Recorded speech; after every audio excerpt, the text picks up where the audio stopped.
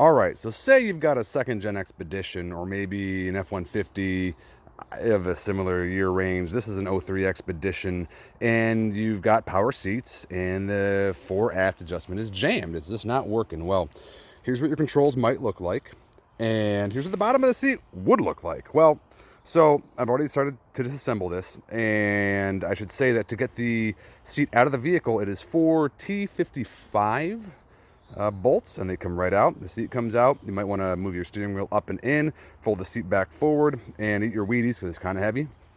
You come on out, put it on a table, and start disassembling.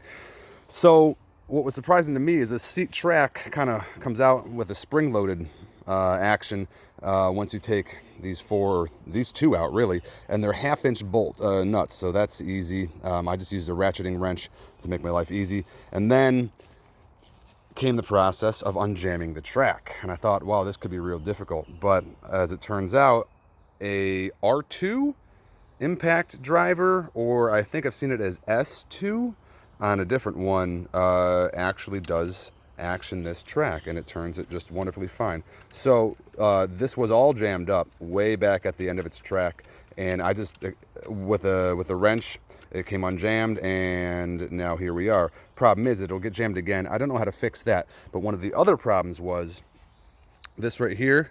Well, on this side is missing. You can see that's the condition it was in. So I thought to myself, well, I'm a pack rat. I hoard things. So I went into my plumbing box, and I found this right here, which comes out of like a soap pump that you might put on a countertop that you would install. So you got like a little soapy pump thing next to your sink.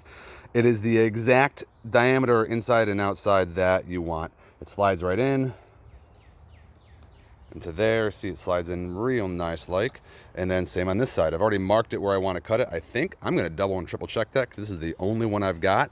But I'm going to cut it, put it on there, put it all back together, and then put it back in the vehicle and hope it doesn't get jammed again. But if it does, I know that an R2 stuck in here will work. So all I've got to do is take, you see how that's zip tied right there? You just got to cut that zip tie, pull this out, stick that in, and then turn it with a wrench until it's unjammed. Now, again, I don't know how to stop it from jamming again. I'm sure it will, but at least I know how to unjam it without taking the whole seat out this time.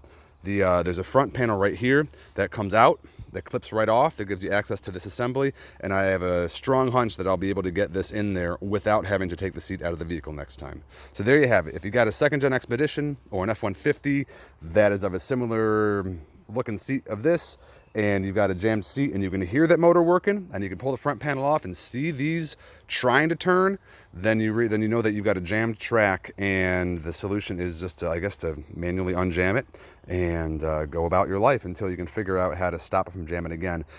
My thought was to put a screw or something in to stop it from going all the way back, but I just don't know how to do that without, you know, I just don't know. I'm handy, but not that handy apparently. So there you go. Be handy and fix shit, and have a good 4th.